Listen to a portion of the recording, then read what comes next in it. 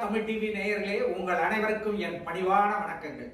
இன்றைக்கு நம்ம லட்சுமி அம்மாள், ஆத்ம சித்தர் லட்சுமி அம்மாள் இவர்களை சந்திக்கிறதுக்காக வந்திருக்கோம். இவங்க இன்றைக்கு எதை பத்தி நம்ம கிட்ட கலந்து பேச போறாங்க அப்படின்னு பாத்தீங்கன்னா, இப்ப இந்த சென்னையில பாத்தீங்கன்னா கலையரசன் அப்படிங்கிற ஒரு பக்தி மார்க்கத்தில் இருக்கிறதாகவும் அகோரி அகோரி போல அவரை தன்னை பாவித்துக் கொள்வதால இப்படி பல விஷயங்களை பத்தி பேசுறாரு.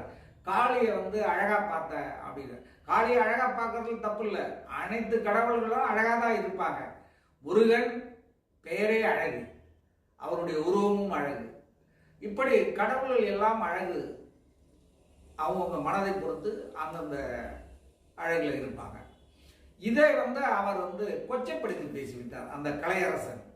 அதனால ஒரு மிகப்பெரிய சர்ச்சை எல்லா இடங்களிலும் வெடித்து கொண்டிருக்கிறது. அத போல நான் இலங்கையில மந்திரியா இருந்தேன்றார். அவருக்கு வயசு 24மா, அவர் மந்திரியா இருந்தாரா இலங்கையில? நான் இலங்கைக்கு போயிட்டு வந்தேன், அந்த மாதிரி சாத்தியமே ஆகாது. இல்ல இவரை எப்படி இலங்கையில போய் மந்திரியா ஆக முடியும்? பெரிய பெரிய மந்திரிகளை கண்ணை தோண்டி மூக்கா இருக்கு சாவடிச்சு விட்டாங்க. ஆமா, இங்க இருக்கிறவர் அது அவர் என்ன சொல்றாரு, இங்க இருந்து அவருடைய ஆத்மா அங்க போயிட்டு அந்த ஆத்மா வேற ஒருத்தருடைய உடல்ல போய் மந்திரியா இருந்த அப்படின்றாரு. கேப்பையில நெய் வடினா கேப்பாரு பத்தி. அதேதான். அதன் பிறகு இப்படி பல விஷயங்களை அவர் நம்ப முடியாத விஷயங்களை சொல்லிட்டு இருக்காரு. இதெல்லாம் எதுக்கு சொல்றாருன்னு தெரியல. அம்மா, இந்த மக்களுக்கு ஒரு காமெடி பண்ண ரொம்ப பிடிக்கும். ஆனா அதே காமெடியே உண்மை அப்படின்னு சொல்லும் போது இன்னும் அது கேள்விக்குறியா இருக்கு.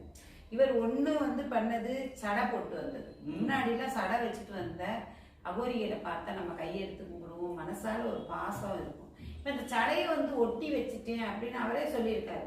ஒட்டி வச்சதுக்கு அப்புறம் அந்த சடை போட்டு வரவங்களை பார்த்தா நமக்கு பிடிக்குமா? அது மாதிரி அவர் பேரே கலை அரசர். கலையில தேர்ச்சி பெற்றிருக்காரு. கண்ணுல பிளேடு எடுத்திருக்காரு, தலையில கிருட வச்சு ஆடி இருக்காரு, நெருப்ப நாக்குல வச்சு ஆடி இருக்காரு, வேல் கூறியிருக்காரு, தீச்சட்டி எடுத்திருக்காரு. எல்லாமே கலைகள் இந்த ஹஸ்பண்ட் ஒய்ஃப் 2 பேருமே ட்ரம்ஸ் வச்சு எல்லாமே அவங்க ஏற்கனவே கலைகள் கடவுளை அள்ளி கொடுத்துட்டாரு. கேதுவோடைய காரணம், அதனால கொடுத்துட்டாரு. ஆனா ஒரு சாமியை இழிவுபடுத்துற மாதிரி அகோரி அப்படிங்கிற பேர்ல நான் டெய்லி கறி திப்பேன். டெய்லி அந்த எரியிறத எடுத்து அப்படி புளிஞ்சு ஜூஸ் எடுத்து அதுல மை தயார் பண்ணி செய்வனை வச்சு எல்லாரையும் கொல்லுவேன். செய்வனை வைப்பேன், அழிப்பேன், காத்துல பறப்பேன், தண்ணியில நடப்பேன். இதெல்லாம் அதுவும் இல்லாம தாய் ஒரு குழந்தை மார்புல பால் கொடுக்கக்கூடிய தாய் தான். அது மாதிரி காளிங்கிறவ தாய் தான். உங்களுக்கு தெரியும், ஒரு அசுரன் அந்த தாயை மனைவியா ஆக்கணுங்கிற ஒரே வார்த்தைனால அசுர குணமே அழிச்சாரு. நம்ம நடிகை கஸ்தூரி கூட அவங்க குழந்தைக்கு பால் கொடுக்கறத அப்படியே ஒரு புகைப்படமா எடுத்து அந்த மார்பகத்தை தெரிகிற மாதிரி காட்டி அதை அவங்க வெளியிட்டாங்க. ட்விட்டர்ல எல்லாம் வெளியிட்டாங்க, இன்ஸ்டாகிராம்ல எல்லாம் வெளியிட்டாங்க. ஏன் நான் சொல்ல வரேன்னா, அவங்க தாய்க்கு பால் கொடுக்கும் போது அதை யாருமே கொச்சையா ஆமா அப்படிங்கிறத அந்த கஸ்தூரி உணர்த்துறதுக்காக தான் அந்த படத்தை வெளியிட்டு இருப்பாங்கன்னு நினைக்கிறேன். அது போல இருக்கும்போது உண்மையான எந்த ஒரு மனிதர்களுக்கோ அந்த மாதிரி ஒரு புத்தி வராது. மனிதனுக்கே அது வராது. ஒருவேளை அவர் மனைவியை சொல்லிட்டாரோ, நம்ம மனைவியை நினைச்சிட்டு மனைவி மேல அவருக்கு ரொம்ப பாசம். கலையரசனுக்கு மனைவி மேல ரொம்ப பாசம். மனைவியை நினைச்சிட்டு காளிய அதே மாதிரி அவர் தவத்துல சிவனை பார்த்தேன் அப்படின்னா முழு கலர்ல தாவத்துல முழு கலர்ல தானே இருக்காரு. இப்ப நீங்க இவ்வளவு அழகா இருக்கீங்க, நான் கண்ணை மூடிட்டு இருக்கேன், உங்களுடைய ரூபம் தானே வரும். நீ என்ன நினைக்கிறாயோ அதுதான் வரும். உன்னுடைய தவநிலைகளை கடந்து தியான நிலையை கடந்து தவநிலைக்கு போகும்போது மூலாதாரம் சுவாதிஷ்டானம் மணிப்புறவம் அனதகம் விசுத்தி ஆக்கின துரிதம் துரிதாயுதம் சக்திகள சிவகலத்தை வெல்லும் போது நீ இறைவனை காண முடியும். நீ ஒண்ணும் இல்லாம இப்ப மூலாதார சக்கரத்தை தாண்ட முடியல அப்படிங்கும் போது அது சொன்னது தப்புதான். அந்த தம்பி கண்டிப்பா மன்னிப்பு கேட்கணும். இல்லையா அந்த தம்பியே சொல்லியிருக்கு, எனக்கு ஒரு குருநாதர் கிடையாது. ஒரு குருநாதர் இல்லாத சிறுபிள்ளை வெல்லாமே வீடு சேராது. சிறுபிள்ளை வெள்ளாம போட்டால் வீடு சேருமா? சேராது. குரு இல்லாத ஒரு சக்தி ஒருபோதும் அவருக்கு பலிக்காது. ஒரு அதாவது சொல்லுவாங்க ஒரு உதாரணத்துக்கு, பத்தினி வாயில இருந்தாலும் தாசி வாயில இருக்காதுன்னு சொல்லுவாங்க. ஏன்னா அவ்வளவு துன்ப நெறிகளை வந்து அவங்க வந்து அனுபவிச்சிருப்பாங்க. அது மாதிரிதான் தெய்வ தொண்டுல இருக்கிறவங்க. அவங்க ஏதாவது ஒன்று வாயில சொன்னாலும் திருன்னு போட்டாலும் அது பலிக்கும்.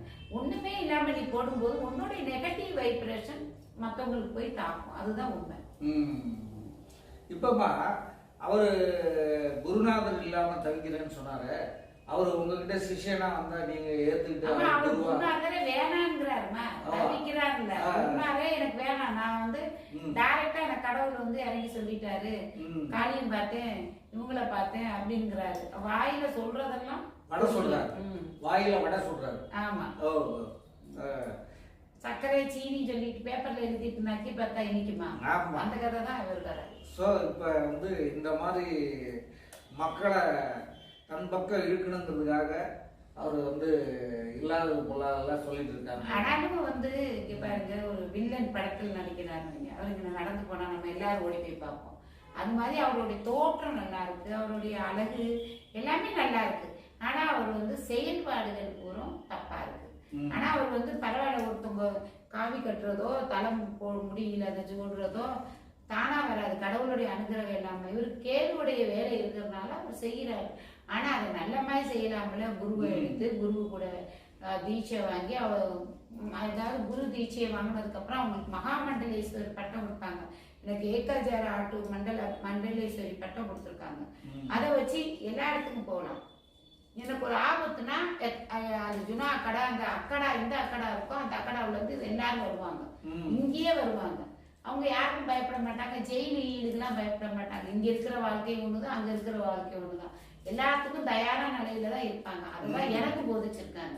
எல்லாமே எனக்கு ஒரே இடம் தான்.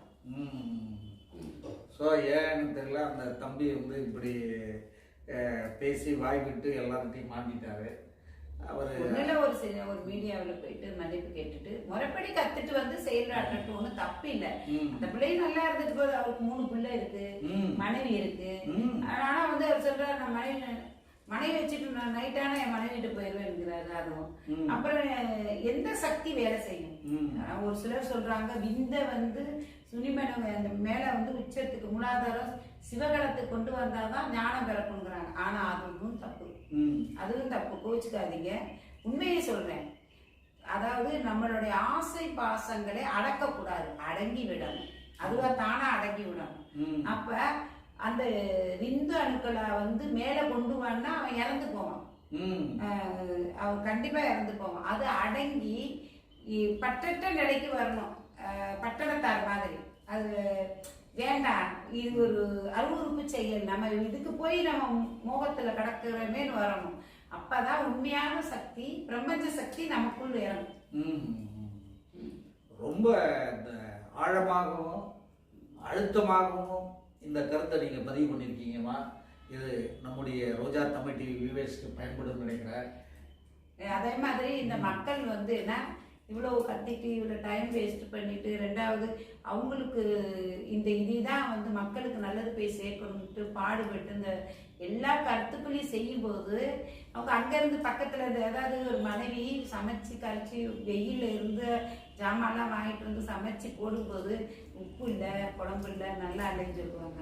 அது மாதிரி தான் மக்கள் ஒரு சிலர் குறைகள் கண்டுபிடிப்பாங்க. உங்க குடும்பத்துல ஒருத்தியா, உங்க குடும்பத்துல ஒருத்தவங்களா நினைங்க, அப்போ உங்களுக்கு குறை தெரியாது. திருத்த பாருங்க, ஒருத்தவங்களுக்கு குறைகளையும் திருத்த பாருங்க. அது வந்து குருவாக நீங்க ஆகிருவீங்க. மாதா பிதா குரு தெய்வம்ங்கிற மாதிரி நீங்க குருவாகிறீங்க, ஞானம் பெற்றவர்களா இருவீங்க. ஒருத்தவங்களை மட்டம் தட்டி பேசவோ, இது வந்து அந்த தம்பி திருந்தணுங்கிறதுக்கு தான் வலிச்சு சொல்றோம். அந்த தம்பியை மட்டம் தட்டி பேசல, அது அறியாம அந்த குழந்தை செய்யுது. அதனால தயவு செய்து இந்த மீடியாங்கக்கூடியது அத்தனை ஒரு செய்தியும் உங்களுக்காக தான், நீங்க உங்களுக்குள்ள இருக்கும் ஒருவர்கள் திருந்துவதற்காக தான் அப்படிங்கிறத மறந்துடாதீங்க. ஜெய் ஸ்ரீராம். மிக்க நன்றி. மீண்டும் அடுத்த வீடியோவில் சந்திப்போமா. நன்றி, வணக்கம் நேயர்களே. இதுவரை நீங்கள் பார்த்த இந்த நிகழ்ச்சி உங்களுக்கு பிடிச்சிருக்கும் அப்படின்னு நினைக்கிறோம். இது மாதிரி பல சுவாரஸ்யமான நிகழ்ச்சி உங்களை வந்து சென்றடைய நீங்கள் செய்ய வேண்டியது ஒன்றே ஒன்று தான். ரோஜா தமிழ் டிவியை லைக் பண்ணுங்கள், ஷேர் பண்ணுங்கள், கமெண்ட் பண்ணுங்கள், சப்ஸ்கிரைப் பண்ண மறந்துடாதீங்க. அது மட்டும் இல்லாமல் எங்களோட செய்திகள் உங்களை வந்து உடனுக்குடன் வந்து அடைய நீங்கள் செய்ய வேண்டியது ஒன்றே ஒன்று தான். பெல் பட்டனை கிளிக் பண்ண மறந்துடாதீங்க.